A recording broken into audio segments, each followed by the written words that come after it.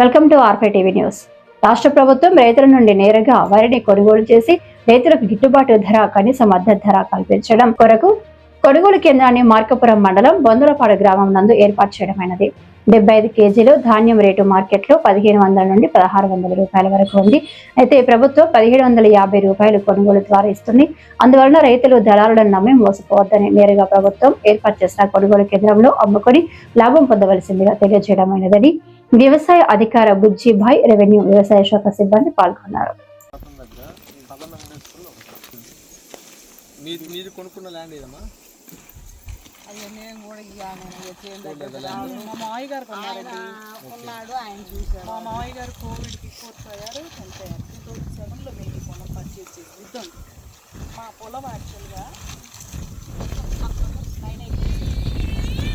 ఇక్కడ 4 acres, అవతల 3 acres. కనిపిస్తుంది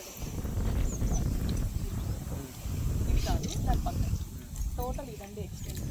అయితే ఆ 9 acres ఓకేనండి. ఈ 4 acres, ఆ 3 acres ఇప్పుడు మన అండర్లో ఉంది. ఇప్పుడు వీళ్ళ క్లెయిమ్ ఏంటంటే ఈ 4 acres వాళ్ళదని వారంటారు. వీళ్ళకు రిలేషన్ ఏమన్నా? ఇదా 3 అవుతుందా? 3 అవుతుంది. సో 1 గురించి ఇదేనా? 1 టోటల్ ఎక్కిందంట